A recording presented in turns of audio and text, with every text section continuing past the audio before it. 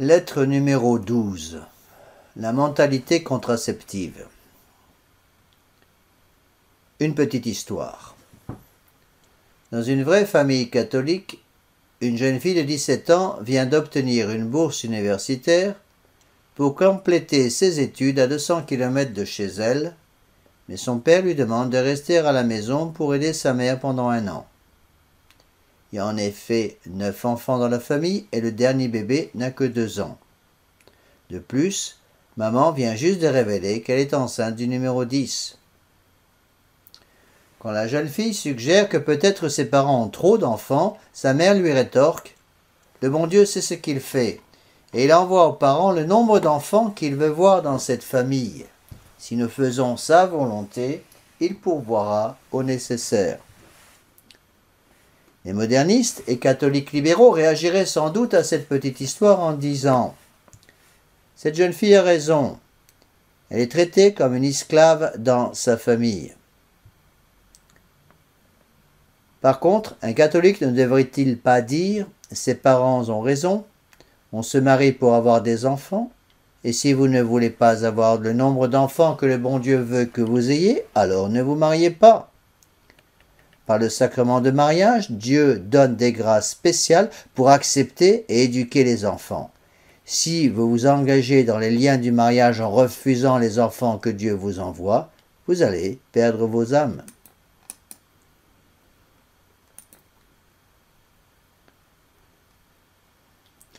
À cause de leur manque de foi et d'esprit de pénitence, de leur égoïsme et de leur orgueil, beaucoup de nos fidèles n'acceptent plus ou mettent en doute l'enseignement traditionnel de l'Église catholique sur le contrôle des naissances. Petit à petit, nous voyons une mentalité païenne et protestante, une mentalité contraceptive, pénétrer les âmes catholiques, souvent sans même qu'elles s'en rendent compte. De nombreuses familles catholiques n'acceptent plus ce que la théologie appelle la volonté divine de bon plaisir, c'est-à-dire la volonté de Dieu exprimée par les circonstances, distinguée de la volonté divine manifestée, volonté de Dieu, clairement exprimée par le décalogue, c'est-à-dire la loi des 10 commandements. N'est-il pas triste de voir de jeunes ménages catholiques pratiquer pendant des années un contrôle naturel des naissances parce qu'ils considèrent que la machine à laver la vaisselle, l'ordinateur portable, la chaîne stéréo dernier cri ou la nouvelle voiture sont des choses bien plus importantes que d'avoir des bébés. Les fins du sacrement de mariage.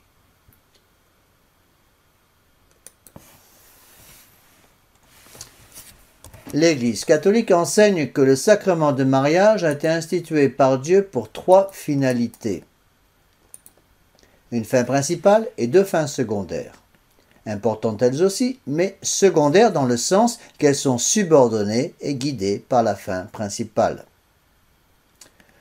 La fin principale du mariage est la procréation et l'éducation des enfants. La fin secondaire du mariage est double, l'amour mutuel entre les 2 époux et le remède contre la concupiscence. Ces 3 fins et leurs ordres hiérarchiques sont fixés par Dieu et précisés par le magistère infaillible de l'Église. Aucune autorité divine, car Dieu ne peut pas se contredire, ou humaine ne peut les modifier. Jean-Paul II, dans son nouveau code de droit canonique, promulgué en 1983 dans l'Église de Vatican II, s'est permis de modifier cette loi divine en plaçant les 3 fins du mariage sur un pied d'égalité. Comme il vaut mieux obéir à Dieu qu'aux hommes, aucun catholique ne peut accepter en conscience cette nouvelle législation dont les conséquences morales sont des plus graves. En effet, si la fin principale du mariage est la procréation des enfants, tout acte à l'encontre de cette fin, la contraception, l'avortement, sera gravement coupable. Mais au contraire, si l'on prétend que la fin principale du mariage est l'amour mutuel entre les 2 époux, il faudra alors conclure que la contraception et l'avortement ne sont plus des actes intrinsèquement immoraux, car ils ne se vont plus directement contre cet amour mutuel entre les 2 époux. La nouvelle législation introduite par Jean-Paul II dans l'Église de Vatican II ouvre donc la porte à cette interprétation gravement immorale, interprétation qui est déjà enseignée par de nombreux membres du clergé moderniste. Au contraire, dans l'Église catholique, le pape Pie XII, le 29 octobre 1951, dans son allocution Sage-Femme, dit clairement « Le mariage, en vertu de la volonté du Créateur, n'a pas pour fin première la perfection personnelle du couple marié, mais la procréation et l'éducation de la vie nouvelle. Les autres fins du mariage ne sont en aucun cas principales, encore moins supérieures à la fin première, mais lui sont au contraire essentiellement subordonnées. Le Saint-Siège ne peut admettre l'opinion de quelques auteurs récents qui nient que la fin première du mariage soit la procréation et l'éducation des enfants, ou qui enseignent que les fins secondaires ne sont pas essentiellement subordonnées à la fin principale, mais sont au même niveau ou indépendantes de cette dernière. La mentalité contraceptive est immorale. La femme sera sauvée en devenant mère, pourvu qu'elle persévère dans la foi, dans la charité et dans la sainteté. 1 Timothée 2, 15. Ne cherchez pas à séparer ce que Dieu a uni. Le mariage, l'union sexuelle et la procréation ont été unis par Dieu et ce serait un péché grave que de chercher à modifier la loi divine. L'intention ne change rien au problème. Un péché est un péché et la fin ne justifie pas les moyens. Le contrôle illicite des naissances et la mentalité contraceptive détruisent les âmes, les familles et les mariages. À cause de cette mentalité, beaucoup d'hommes ont tendance à considérer la femme comme un simple jouet ou objet de plaisir. Les âmes tombent en enfer comme des flocons de neige en hiver parce qu'on triche avec la loi de Dieu et qu'on méprise ses grâces. Dieu connaît parfaitement le poids de la croix que nous pouvons porter et le nombre d'enfants qu'il veut envoyer dans nos familles. Aucune tentation ne vous est survenue qui n'ait été humaine, et Dieu, qui est fidèle, ne permettra pas que vous soyez tentés au-delà de vos forces, mais, avec la tentation, il ménagera aussi une heureuse issue en vous donnant le pouvoir de la supporter. 1 Corinthiens 10, 13. Le magistère de l'Église. 2 actes du magistère doivent être connus et étudiés par toutes les familles catholiques. Ces 2 actes sont des textes infaillibles. Premièrement, Casti Connubii du pape Pie XI du 31 décembre 1930, texte infaillible donc, ex cathedra sur le mariage chrétien. Deuxièmement, l'allocution aux sages-femmes du pape Pie XII du 29 octobre 1951, texte également infaillible. Commençons par citer le pape Pie XI. Il y a aujourd'hui des hommes qui pensent que, à cause des temps où nous vivons, quelque chose devrait être fait en ce qui concerne certains préceptes de la loi divine et de la loi naturelle. Mais ces gens-là, plus ou moins consciemment, deviennent les complices du grand ennemi qui essaie toujours de semer l'ivraie au milieu du bon grain. Mais nous, que le Père a placés à la garde du champ, nous sommes obligés par notre Saint-Office de veiller à ce que le bon grain ne soit pas étouffé par l'ivraie en appliquant à nous-mêmes les paroles de l'apôtre Saint Paul à Timothée. Soyez vigilants, remplissez votre ministère, prêchez la parole à temps et à contre-temps, suppliez et réfutez en toute patience et toute doctrine. Beaucoup disent que les enfants doivent être soigneusement évités par les gens mariés, non par une vertueuse continence, mais en frustrant l'acte conjugal. Comme le dit saint Augustin, l'acte sexuel, même avec son épouse légitime, est immoral et perverti quand la conception de l'enfant est empêchée. Onan, le fils de Judas, le fit, et le Seigneur le fit mourir pour cela. En agissant ainsi, l'épouse se fait la maîtresse de son mari et le mari l'amant de sa femme. Aucune raison, aussi grave soit-elle, ne peut faire que ce qui est intrinsèquement contre nature devienne conforme à la nature et honnête.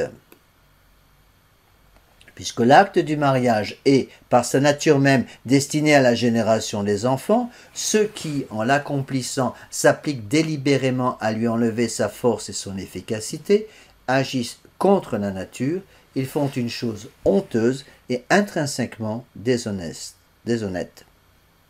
En conséquence, comme certains, s'écartant manifestement de la doctrine chrétienne telle qu'elle a été transmise depuis le commencement et toujours fidèlement gardée, ont jugé bon récemment de prêcher d'une façon retentissante sur ces pratiques une autre doctrine. L'Église catholique, debout au milieu de ses ruines morales, élève bien haut la voix par notre bouche en signe de sa divine mission pour garder la chasteté du lit nuptial à l'abri de toute souillure. L'Église catholique promulgue de nouveau que tout usage du mariage, quel qu'il soit, dans l'exercice duquel l'acte est privé par l'artifice des hommes de sa puissance naturelle de procréer la vie, offense la loi de Dieu et la loi naturelle, et que ceux qui auront commis quelque chose de pareil se sont souillés d'une faute grave. Tout attentat des époux dans l'accomplissement de l'acte conjugal ou dans le développement de ses conséquences naturelles, attentat ayant pour but de le priver de la puissance qui lui est inhérente et d'empêcher la procréation d'une nouvelle vie, est immoral. De plus, aucune indication ou nécessité ne peut faire d'une action intrinsèquement immorale un acte moral et licite. Cette prescription est en pleine vigueur aujourd'hui comme hier, et elle le sera demain et toujours parce qu'elle n'est pas un simple précepte de droit humain, mais l'expression d'une loi naturelle et divine. La continence périodique. La continence périodique consiste pour deux époux à s'abstenir des relations conjugales en période féconde et en user uniquement en période agénésique ou stérile. Voici l'enseignement du pape Pie XII sur le sujet. Le seul fait pour les époux de ne pas pervertir l'acte naturel et d'être prêts à accepter l'enfant qui, malgré leurs précautions, viendrait au monde, ne suffirait pas à lui seul à garantir la rectitude des intentions et la moralité absolue des motifs eux-mêmes. Par suite, embrasser l'état du mariage, user de façon continue de la faculté qui lui est propre et qui n'est licite qu'en lui, et par ailleurs se soustraire toujours et délibérément sans un motif grave à son devoir premier, serait pécher contre le sens même de la vie conjugale.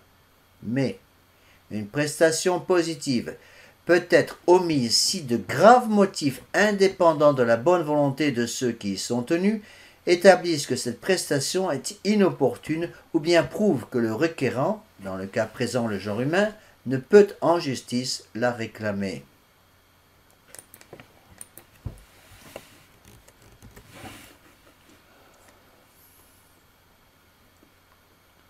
De cette prestation positive, obligatoire, certains peuvent être dispensés, même pour longtemps, bien plus même pour toute la durée du mariage, pour des motifs sérieux, comme ceux qu'il n'est pas rare de compter dans ce qu'on appelle l'indication médicale, une nouvelle grossesse mettrait la vie ou la santé de la mère en sérieux danger, l'indication eugénique, la quasi-certitude de mettre au monde un enfant taré ou mal formé, au physique ou au moral, l'indication économique et sociale. La situation matérielle de la famille ne permet pas d'envisager une nouvelle naissance pour le moment. Par exemple, si le mari a perdu son travail ou s'enivre quotidiennement.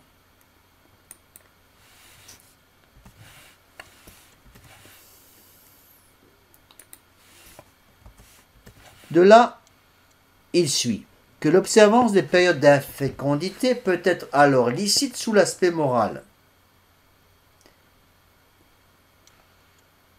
Si, cependant, il n'y a pas, selon un jugement raisonnable et juste, de semblables raisons graves, personnelles ou provenant de circonstances extérieures, la volonté d'éviter habituellement la fécondité de l'union de deux époux, tout en continuant à satisfaire pleinement leur sensualité, ne peut provenir que d'une appréciation fausse de la vie et de motifs étrangers aux droites règles de la morale.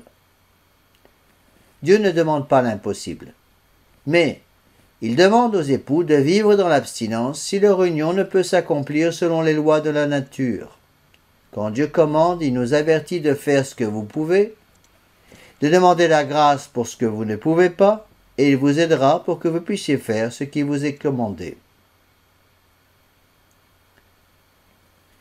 Quelques remarques s'imposent sur la continence périodique, méthode des températures, ou oginoclos, à la lumière des textes du magistère cités ci-dessus. Premièrement, il est moral pour deux époux d'utiliser cette méthode s'ils ont une raison grave de le faire indépendante de leur volonté. Deuxièmement, même dans le cas où il est permis pour deux époux d'utiliser la continence périodique, il pourrait cependant parfois être plus parfait pour eux de ne pas le faire et de se confier totalement à la providence divine. Troisièmement, utiliser la continence périodique sans avoir une raison grave et indépendante de sa volonté pour le faire est un péché mortel, quoi qu'en disent aujourd'hui de nombreux clercs. Concluons avec le pape Pie XI.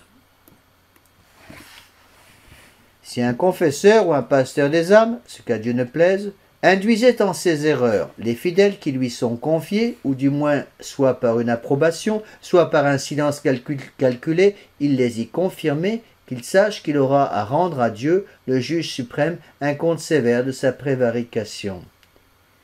Qu'il considère comme lui étant adressé ces paroles du Christ, ce sont des aveugles et ils sont les chefs des aveugles. Or, si un aveugle conduit un aveugle, ils tombent tous deux dans la fosse. Tout dévoué à notre Seigneur Jésus-Christ et sa Sainte Mère.